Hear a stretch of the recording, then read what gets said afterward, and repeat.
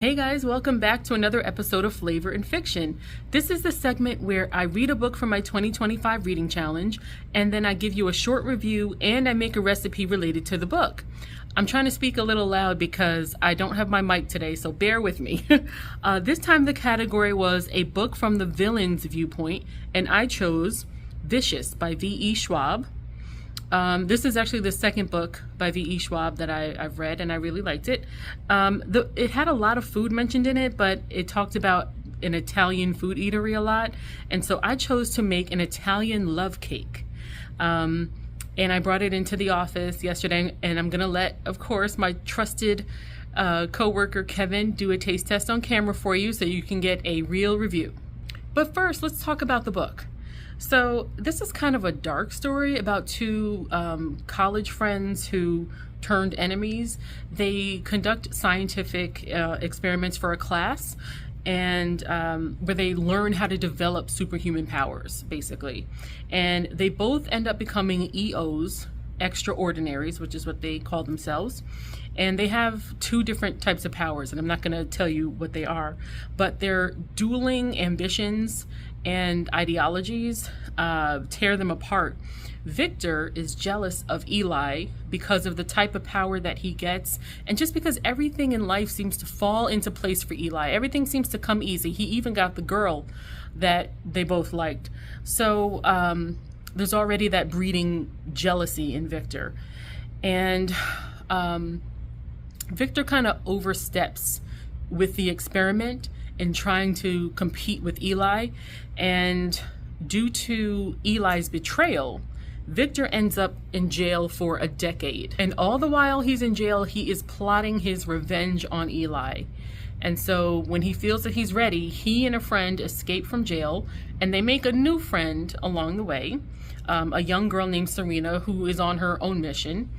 And the characters present more as anti-heroes than heroes, and the story goes back and forth between viewpoints. They hunt Eli hunts them, and at times you're left wondering, who is the true villain here? Like, it gets a little confusing with all the back and forth. It was actually really interesting.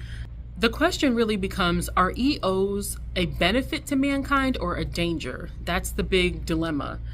And who will end up getting their revenge, Eli or Victor? I'm certainly not going to tell you, but it is definitely worth the read. I think the themes of this book are, professional rivalry, greed, what happens when we take science into our own hands, and what happens when you use it for personal gain instead of the greater good. So I think I really like this. Like I said, this was the second book by V.E. Schwab that I've read. I did read The Invisible Life of Addie LaRue, and that was worth reading as well. I don't know why, and I don't know exactly how to explain it, but there were parts of this book that reminded me a little bit of Dracula. I don't know why, but I love Dracula, so that's a compliment coming from me. So anyway, now that I have told you a little bit about the book, let me show you how I made this Italian love cake, and then you will see Kevin rating it for you. Add your ricotta to a mixing bowl, and then add your sugar, vanilla, and eggs, and give that a good mix until it's smooth.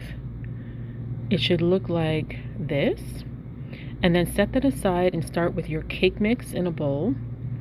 Add the vegetable oil, the water, and the eggs, and give that a good mix for about 2 minutes. And when it looks aerated, go ahead and put it in your greased pan, and then you want to gently drip the ricotta layer over it, and it's going to look like this going into the oven, but then they're going to switch places, and it's going to look like this coming out of the oven. How crazy is that? While the cake is completely cooling down, start with your Jell-O pudding mix, add in some cold milk, and give it a good mix. And then you want to gently fold in some Cool Whip or other whip topping. Chop it up nice, don't overmix it. And when it looks like this, just go ahead and spread it over, and you're ready to put it into your refrigerator for at least 4 hours, but overnight is best. So what the inside looks like, okay. It smells really good. Put in delicious. Yeah, make sure you get like the bottom part of your cake. Hold on, here. And there's egg in here, so you gotta get it all together. Oh yeah. Okay, that's not for you anymore.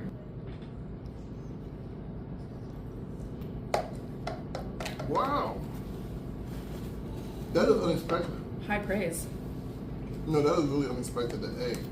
The egg? Mm-hmm. I was like, that could be a good or a bad thing. I don't know what. I was just being dramatic. That egg. It tastes eggy. It's got like, you know how the outside of a cannoli tastes? Mm-hmm. It's got that vibe. So what do you rate it, Kevin, so I can stop filming? Okay. I'm confused. This is like an 8.4. Okay. I say 7.5. It's 7.5. eggy, it's chocolatey, the pudding is good. Mm-hmm. The egg, you think it's gonna throw it off, but it doesn't. It kind of makes it. Yeah. Yeah, It's unique.